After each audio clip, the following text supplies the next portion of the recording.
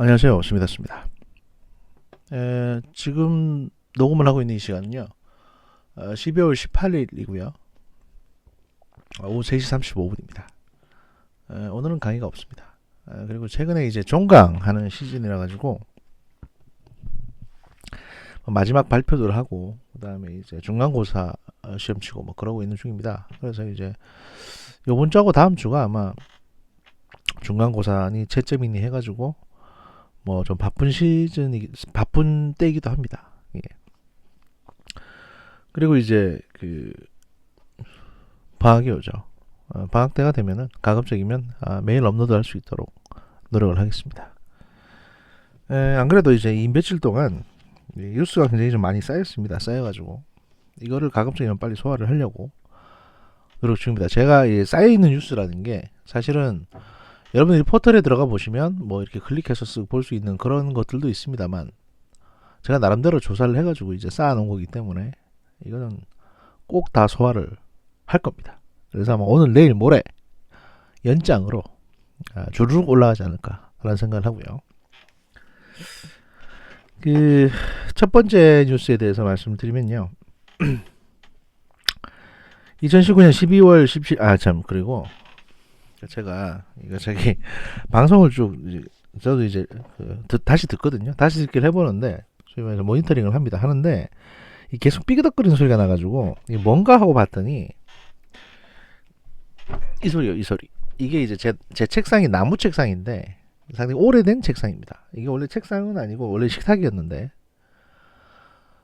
보르네오 가구에서 나온. 그러니까 거의 저희 부모님께서 이제 1980년도에 구입하셨던 나무 책상을, 나무 식탁을, 이게 나무가 좋아가지고 제가 이제 그 경남 진주에서 서울까지 가지고 왔습니다. 이게 분해해가지고 저기 기차로 이렇게 실어서 보내준 택배가 있습니다. 근데 이게 이제 삐걱거리기 시작한 겁니다, 이제. 그래서 계속 삐걱거리는 소리가 나서 이것도 제 귀에 굉장히 거슬리고, 그 다음에 그 키치 문제가 어느 정도 잦아들었습니다만, 제가 생각하기에도 이 쩝쩝거리는 소리가 너무 많이 나더라고요. 그러니까 이런 거 말입니다. 이게 근데 굉장히 의식을 하고 듣기 시작하면 어마어마하게 귀에 거슬립니다. 그래서 가급적이면 제가 편집을 할 수 없기 때문에 가급적이면 이런 소리들이 귀에 들어오지 않도록 최선을 다해서 노력을 해보겠습니다. 예. 근데 이게 의식을 안 하시면 또 괜찮아요. 예. 일단 제 방송의 컨셉은 이렇습니다. 이게 이제 회의실에서 회의하는 컨셉 또는 제가 왜 컨셉 얘기를 말씀드리냐면 여러분들이 말입니다. 어떤 방송 기존에 나와 있는 팟빵이라든지 뭐 이런 유튜브라든지 이런 정제된 콘텐츠들 같은 경우에는 굉장히 음질을 신경 써서 만든 방송들이 많습니다. 그러니까 여러분의 귀가 너무 그런 어떤 기성 방송들에 최적화되어 있어요. 그러니까 너무 정제되고 깔끔하고 좋은 음식만 드신 거죠, 지금까지. 때로는 시골 중국집에 거친 볶음밥 같은 걸 먹어봐야 되는데 너무 이제 깔끔한 것만 드시다 보니까 이런 이제 제 어떤 무편집의 생날 방송이 귀에 거슬릴 수 있습니다. 조금 이해합니다. 하지만 제 방송 컨셉은 이렇습니다. 특수부대원이 적진에 들어가서 몰래 위성통신 무전기로 무전하는 컨셉이다. 이렇게 들어주신다면 다소 잡음이 들어가더라도, 그리고 제가 이제 방송을 하면서 전 적어도 김영민 씨나 뭐 이런 분들처럼 뭘 먹으면서 방송하지는 않거든요. 막 후룩 쩝쩝거리고 부스럭거리면서 방송하지는 않습니다. 일단 방송을 할 때 전 물만 마십니다. 왜냐면 이제 말을 많이 하다 보면 입이 마르니까요. 그리고 솔직히 잡음이나 쩝쩝거리는 소리에 대해서 이제 뭐라고 그러시는 분들에게 제가 또 한 말씀 드리고 싶은 게 ASMR이라고 있지 않습니까? 그런 쩝쩝거리는 소리를 일부러 듣고 싶어가지고 들으시는 분들도 계시는데 너무 그러지 마십시오. 제가 최근에 유튜브 컨텐츠를 보다가 이 유튜브가 저도 이제 유튜브 채널을 올립니다만 이 구독자 늘어나는 게 사실 쉽지 않습니다. 일단 뭐 안 그래도 제가 저 트위터에도 이제 이 정보 분석실의 이제 운영 및 개선 방안에 대해서 좀 의견을 달라고 말씀드린 바 있습니다만, 뭐 여러분들이 많은 의견 주셨습니다. 가장 대표적인 게 이제 무기 사진이 눈에 거슬린다. 총이나 칼이나 뭐 이런 거. 근데 일단 이거는 뭐 제가 처음에도 말씀드렸습니다만, 음성 컨텐츠만 사실 유튜브에 올리고 싶은데 그런 기술이 없어가지고 그냥 어쩌다 보니까 영상을 찍게 됐고요. 근데 이제 제가 가장 싫어하는 게 뭐냐면, 제 얼굴이 이렇게 나오는 영상을 여러분들한테 보여드리는 게 사실 하등 방송에 도움이 안 된다고 생각을 하거든요. 왜냐하면 일단 카메라 앞에 있으면 제가 카메라를 의식하게 되니까 말이 자연스럽게 안 나옵니다. 그리고 옷도 갖춰 입어야 되고, 뭐 어떤 스타일이라든지 또 뒷배경, 그러니까 뒷배경도 신경을 써야 됩니다. 저 말고 저 뒤에 이제 배경들이 사람 눈을 계속 혼란스럽게 합니다. 그러니까 보시는 분들이 얼굴이나 배경이나 또는 인상이나 표정 같은 데 신경이 쓰여가지고 제가 무슨 얘기를 하는지 귀담아 듣지를 못합니다. 사실은 말하는 내용이 이제 핵심인데도 불구하고 제 얼굴 보려고 방송 보시는 게 아니잖아요. 그러니까 일단 그런 부분들이 있고요. 그래서 이제 카메라 방향을 특정한 어떤 물건이나 이런 거 쪽으로 방향을 맞춰놓고 그냥 하게 되는데, 가급적이면 뭐 지루하시니까 재미를 위해서 이제 좀 방향을 여러 가지로 해두는 게 좋겠다고 생각해서 하는 거고요. 그 다음에 또 움직이는 물체가 많은 거에 비해서 고정 화면을 두게 되면 그나마 데이터가 그러니까 녹화를 했을 때 용량이 그나마 좀 적게 들어가는 부분들이 있습니다. 테스트를 해봤는데 약간 그렇더라고요. 그리고 또 한 가지는, 그래서 이제 그런 기술적인 문제 때문에 그런 거고, 또 하나 의견은 뭐냐면, 유튜브 같은 경우에 이제 보통 썸네일이 앞에 붙게 되는데 그걸 좀 자극적으로 하면 정치자가 늘어날 거다라고 말씀하시는 분들이 계시는데요. 결국엔 자극적으로 하라는 건 과장을 하라는 얘기가 되는 겁니다. 근데 저는 이제 가짜 뉴스를 배격하고 가능한 한 아주 칼날 같은 예리하고 날카롭고 객관적인 진실을 전달해 드리려고 하는데, 이제 과장한 썸네일을 만들게 되면 그것도 조금 취지하고는 안 맞을 수 있거든요. 예를 들면 뭐 문재인 경로 이래놓고는 내용 보면 경로가 아니고 막 이런 것들이죠. 소위 말해서 이제 스포츠 신문에 나올 법한 것들. 그래서 이제 그런 선정적인 것들은 가급적이면 배제하려고 하니까 일부러 안 하는 것도 있고요. 또 썸네일을 만드는 것도 사실은 시간이 들어갑니다. 시간이 들어가기 때문에 그런데 사실 투자할 충분한 시간이 없고요. 또 그렇게까지 해가지고 청취자 늘려본들, 이게 뭐 그런 분들이 그렇게 뭐 이게 심각하게 이런 걸 듣고 들어오는 분들이 계시겠습니까? 그래서 이제 제 방송 컨셉은 어차피 시사 문제나 정치 문제 이런 데에서 같이 정보 분석을 좀 해보자. 그리고 그런 분석들이 도움이 되시면 이제 일상생활에 쓰시기도 하고 하시라, 뭐 이런 취지에서 제가 하고 싶은 얘기 하려고 만든 방송이기 때문에 가급적이면 그런 거는 좀 자제하겠다 말씀드리고요. 그 외에 뭐 보실만한 어떤 예를 들어서 이 정지 화면을, 이게 정지 화면 같지만 정지가 아닙니다. 이 정지 화면을 이런 잡지라든지 아니면 보고서 형태로 꾸민다든지 이런 것들은 제가 좀 노력을 해보겠습니다. 또 한 가지 그리고 또 한 가지가 있는데, 음질 관련해서는 제가 이제 계속 개선을 하고 있습니다. 지금은 한 종류의 마이크를 쓰고 있습니다만, 사실 이전에 핀 마이크 쓰다가 그건 일단 좀 보류시켜 놓고 지금은 이제 작은 이제 스탠드형 지분 마이크를 쓰고 있는데, 이것도 이거보다 더 성능이 좋은 마이크가 있을 경우에는 뭐 그걸 적용할 수 있도록 노력을 하겠습니다. 사실 뭐 마이크는 거기서 거기인 것 같고요. 제가 보기에도 어차피 사람 목소리만 담을 거면 큰 상관없는 것 같습니다. 그 외에 뭐 다른 방송에 제가 출연을 한다든지 이런 외연 확대를 위해서 또 홍보를 위해서 노력을 좀 하려는 생각도 있고요. 뭐 그렇습니다. 하여튼 뭐 들어주셔서 감사하고요.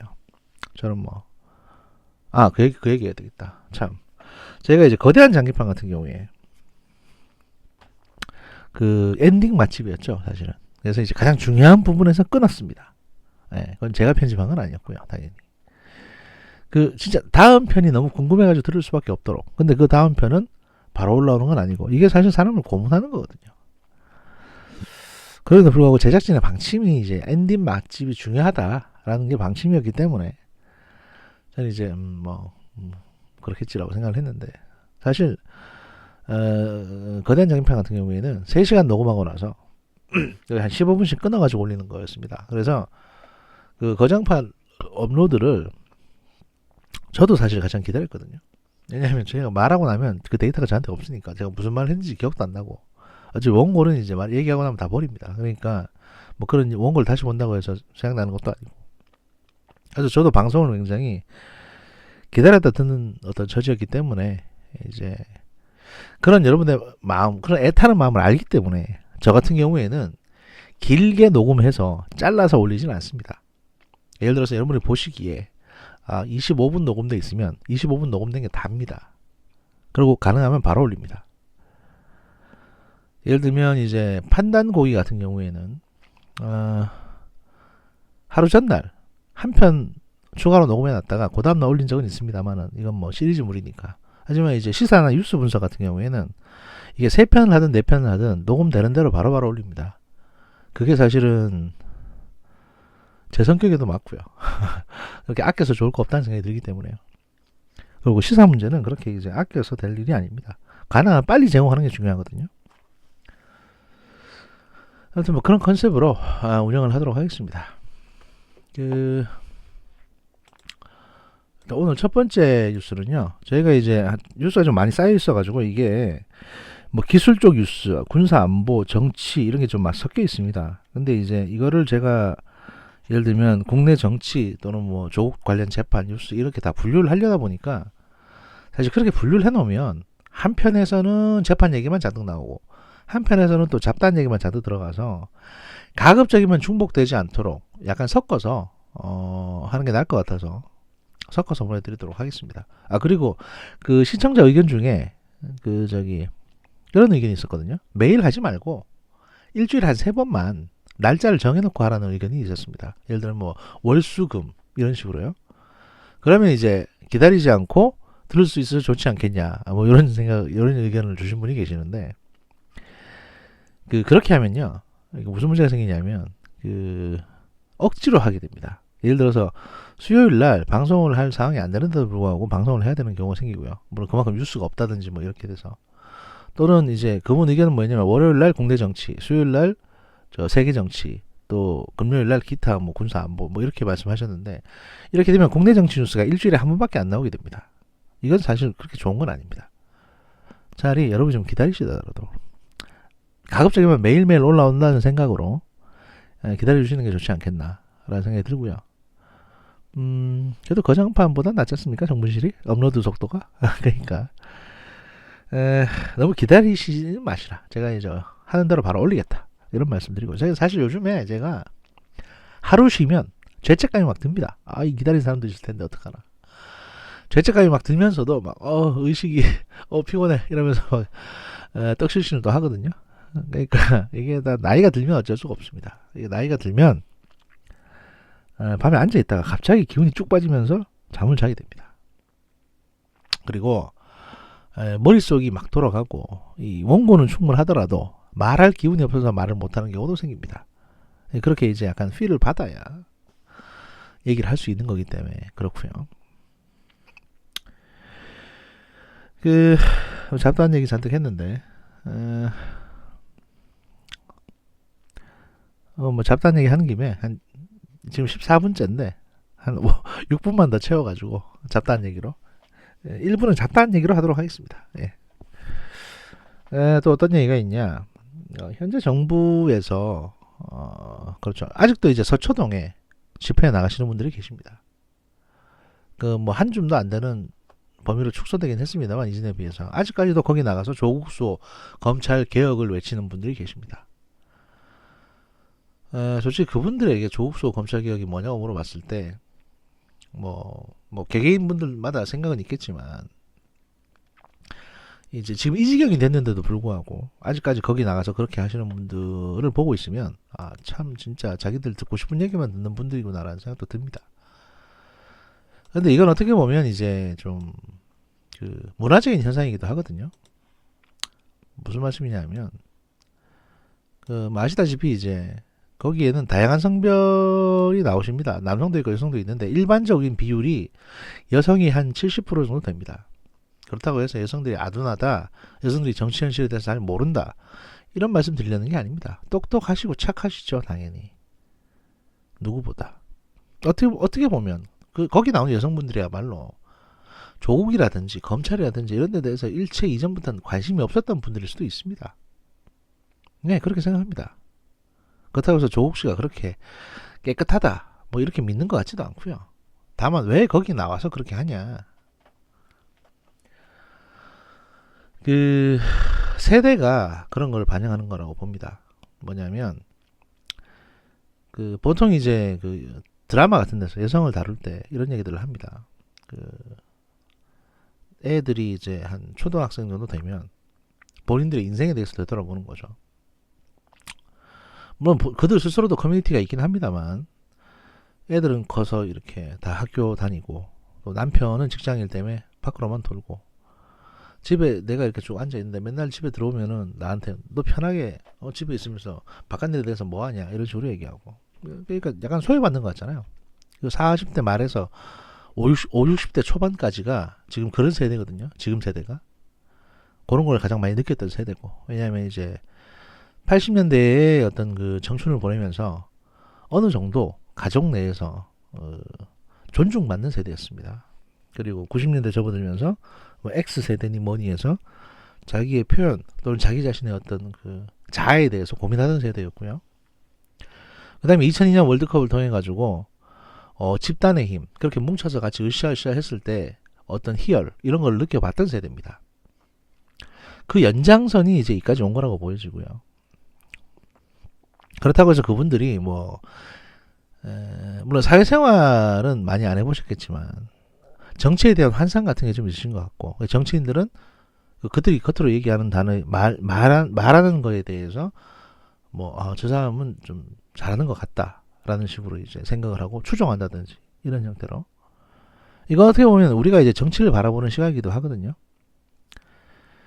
무슨 말씀이냐면 사실 김대중 대통령까지만 해도 소위 여의도 정치 내에서 큰 어른의 정치라는 게 있었습니다.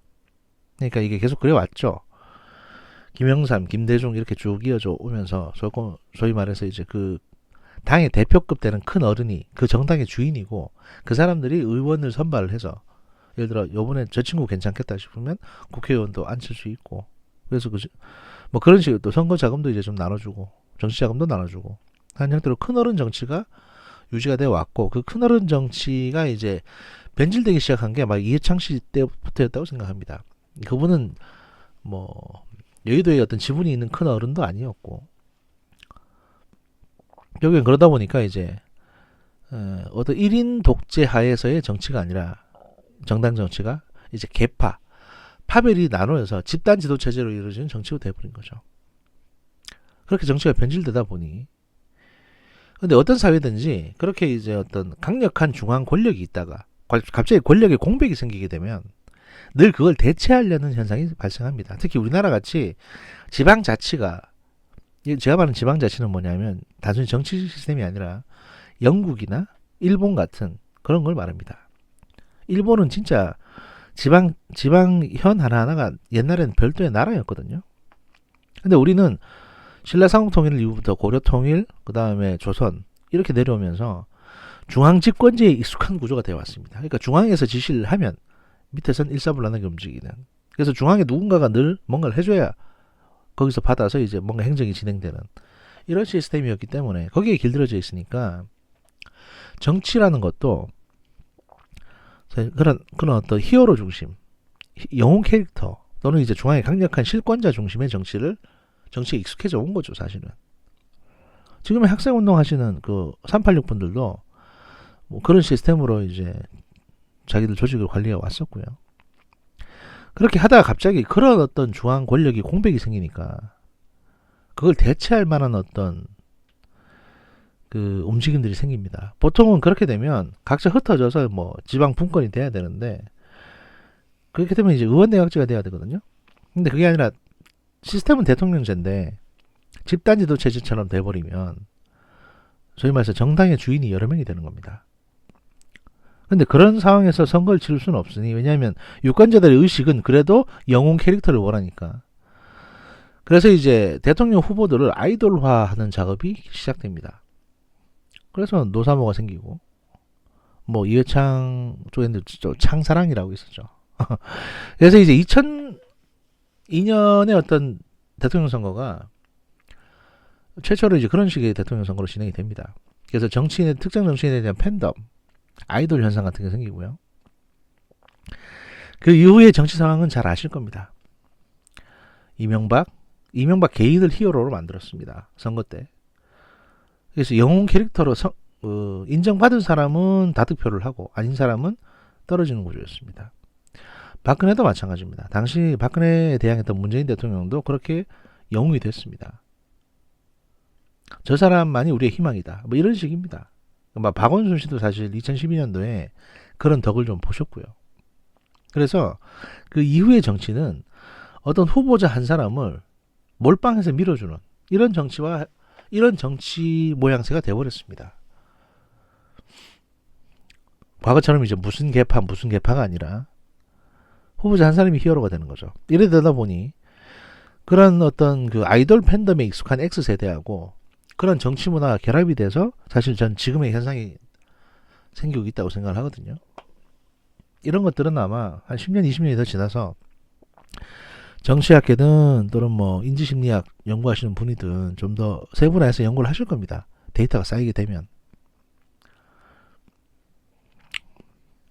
그리고 거기에 이제 물론 그런 현상만 있다고 해서 저는 서초동 집회 같은 게 생기지는 않습니다. 이걸 이용하는 사람들이 생기는 거죠. 뭐냐면 그 서초동 집회에 나오시는 구성원들 중에는 분명히 이제 순수하게 그냥 저건 저래서 안 되지 않나, 또는 본인 가족이 과거 검찰의 어떤 당했던 불이익 같은 것들이 생각이 나서 그런 경험에서 더 이상 앞으로 그런 일은 없어야 되겠다고 생각해서 비분간개하여 올라오신 분들도 계실 겁니다.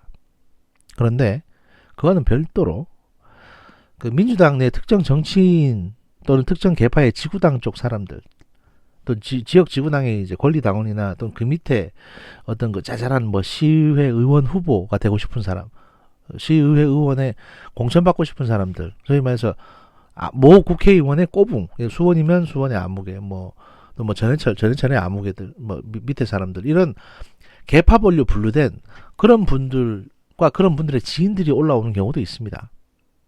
그래서 이제 소위 바람잡이 역할을 하는 겁니다. 거기다가 이런 이벤트를 통해서 돈을 벌고 유명세를 얻고 싶은 소위 기획자들이 또 들러붙습니다. 거기에 뭐 유튜브 크리에이터가 본다든지 또는 뭐 어떤 뭐 개국본이나 뭐 북유계라든지 이런 어떤 특정 집단에서 좀 튀고 싶은 사람들이 붙는 거죠. 그래서 이제 이런 어떤 시위가 만들어집니다. 이건 뭐 태극기 집회도 마찬가지입니다. 태극기 집회도 사실 그런 기업적인 후원이나 이런 게 더했으면 더했지 어떤 그 이익 집단들이 들러붙는 거는 덜하진 않습니다. 결코.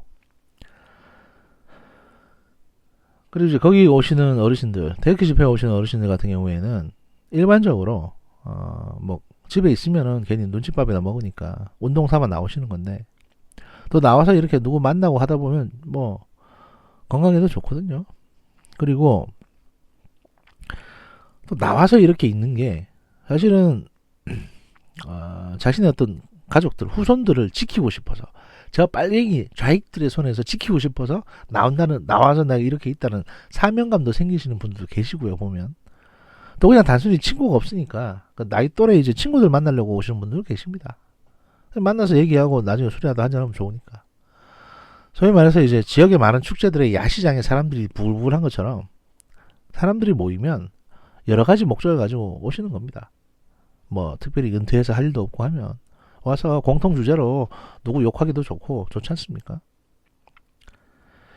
그런 의미에서 이제 서초동 집회나 태극기 집회나 크게 다르진 않고요. 다만 이런 것들이 정치인들에게 영향을 미칩니다. 그러니까 이거를 오해하는 거죠.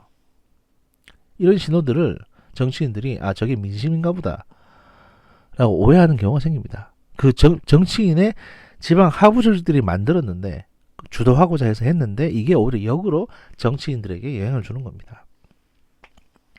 그런 식으로 이제 여론이 영향을 미치는 일들은 꽤 있습니다. 최근에 이제 종강 시즌이 되다 보니까 그 여러 가지 주제로 제가 뭐 정당 선거 관련한 이제 과목을 하나 강의하고 있는 게 있는데 거기 발표하는 학생들 중에 어떤 학생이 이제 이런 얘기를 하더라고요. 뭐냐면 그 차별금지법에 대해서 좀 발표를 하고 싶은데 가능하겠냐. 그래서 하라고 했습니다. 그랬더니 이제 뭐 최근 이제 지정생존자 60일 지정생존자라는 드라마에 나왔던 차별금지법 그 이렇게 입법 관련 사례를 가지고 와서 이제 설명을 하더라고요. 그런데 발표는 잘했습니다. 발표는 잘했는데 아시겠지만 차별금지법은 정치인들이 굉장히 힘들어하는 법입니다. 그게 그 법 자체가 힘든 건 아닙니다. 솔직히 정치인들은요, 그 동성애 관련이라든지 차별금지, 성소수자 또는 뭐 장애 이런 쪽에 대한 얘기가 나오면 뜨끔하거든요. 왜냐하면 그 내용에 대해서는 다 공감하죠. 그리고 법안 통과시키는 거에 대해서도 아무 문제 없다고 생각합니다. 하지만 보통 기독교 계통에서 이걸 반대를 하지 않습니까? 일부 개신교 분들이 아주 세게 반대를 합니다. 또 여러 군데에서 이제 이렇게 압력이 들어옵니다. 그쪽 분들이 물론 이렇게 연락을 해서 하는 거지만. 그러다 보니까 이제, 이거 가끔씩 뜨거운 감자처럼 돼서, 이건 내가 안 건드리고 싶다. 이런 마음을 갖게 되고 이제 손을 떼게 됩니다.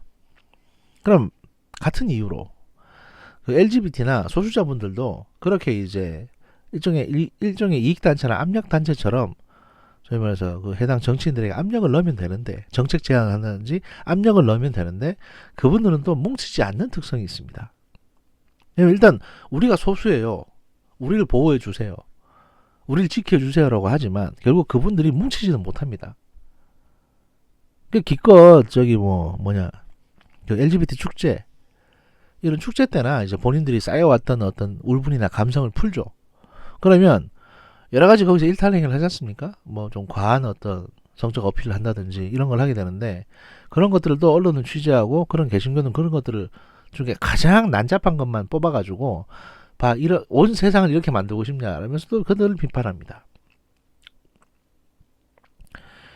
그러니 기성 정치인들이 보기에는 어느 쪽 편을 들어줘야 될지 애매하긴 한데 사실 심정적으로는 이제 차별금지법을 하는 이제 소수자 편을 들고 싶지만 인륜적으로도 그렇고 근데 개신교 쪽에서 워낙 세게 때리니까 그냥 일단은 지켜보고 있는 거죠. 아무 소리 안 하고. 여기에 대해서 대책이요? 대책은 있을 수 있습니다. 뭐냐면 LGBT든 또는 뭐 장애인 단체든 다 연합해가지고 뭐 세미나도 하고 멀쩡하게 좀 제도권적인 어떤 제안을 하거나 대안을 제시하면 됩니다. 그리고 대화를 좀 해보자. 이런 것들을 해달라. 이렇게 멀쩡하게 얘기를 하면 되는데 그들이 겉으로 드러내는 것들은 울분과 어떤 그 쌓여왔던 욕망을 표출하는 것 뿐이었습니다. 사실. 지금 트위터 같은 데서도 보시면은 성소수자분들, 페미니스트, 레즈비언이니, LGBT니 또는 그 밖에 많은 부류의 또는 일본 애니 쪽 덕질하는 분들이라든지 러브라이브 쪽이라든지 소위 덕후로 불리는 분들 이런 많은 분들이 자기를 비판하면 주로 그 비판하는 사람들을 다구리하는 그러니까 싸우러 다니거든요. 그러니까 쟤들 왜 저렇게 날카롭냐 또는 쟤들은 좀 이런 식의 어떤 부담스러운 집단처럼 되어 있습니다. 이러니 누가 이들을 위해서 나서주겠습니까? 예를 들어 어떤 특정 정치인이 이들을 위해서 나서주겠다고 했을 때 단일한 목소리로 그럼 좀 이렇게 힘을 실어주자 이게 되겠습니까?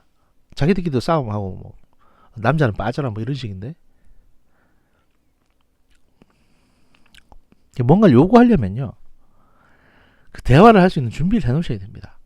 근데 본인들 스스로도 집단별로 이렇게 어떤 협의체가 구성되어 있지 않으면 그냥 하늘에서 차별금지법을 만들어 달라고 주장하시는 거는 그냥 하늘에서 감 떨어지길 기다릴 수밖에 없는 겁니다. 그런데 어떤 정치인이 자기 정치 생명을 다 걸고 히어로가 돼서 이걸 몰빵할 수 있겠습니까? 혼자서는 안 되는 게 정치인데요. 이 차별금지법은 어떻게 보면 일본의 역사 교과서 왜곡에 대한 일본 정치인들의 어떤 입장하고도 똑같습니다. 뭐냐면 본인들이 교과서를 왜곡해서 가르쳤어요. 그렇게 왜곡해서 가르친 세대가 이제 유권자의 다수가 됐습니다. 5, 60대. 이 사람들에게 우리가 지금까지 잘못 가르쳤다. 여러분이 알았던 건 거짓말이다. 이렇게 하면 그런 얘기하는 정치인을 뽑아주겠습니까? 그건 그거고 딴 사람 뽑죠 차라리. 그러니까 정치인들은 그분들 눈치를 볼 수밖에 없습니다. 이게 잘못됐다는 걸 알면서도. 그러니까 소수자분들도 이젠 정치인들이 그분들을 신경 쓰고 눈치 봐야 될 집단화를 제도권하고 집단화하실 필요가 있습니다. 무조건 우리가 차별을 받고 있으니까 해달라. 이렇게만 주장하셔가지고는 일이 안 됩니다. 그건 그렇게 법안이 그렇게 만들어지지 못합니다. 여러분들 스스로 노력을 하셔야죠. 그 어떤 정치 히어로가 하나 나와서 모든 어떤 부담을 다 지고 해줄 것처럼 기대하시면 안 되는 겁니다. 사실 19대 대선 때 모든 선거 캠프에서 차별금지법 관련 얘기가 나왔었죠.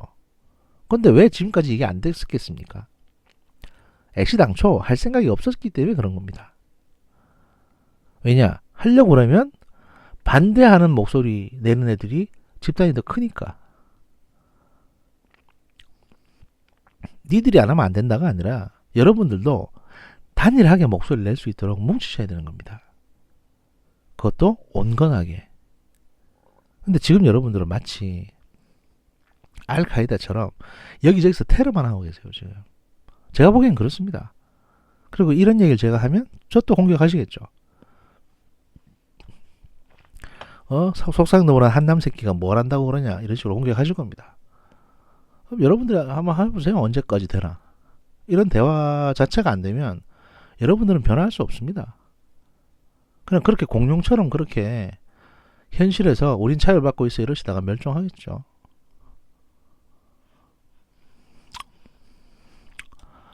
자, 여러분들이 안쓰러워서 말씀드리는 거니까 고깝게 듣지 마시고요. 어차피 뭐 제 방송 듣지도 않으시겠지만 여러 가지 얘기를 드렸는데 일단 1부는 여기서 마무리하고요.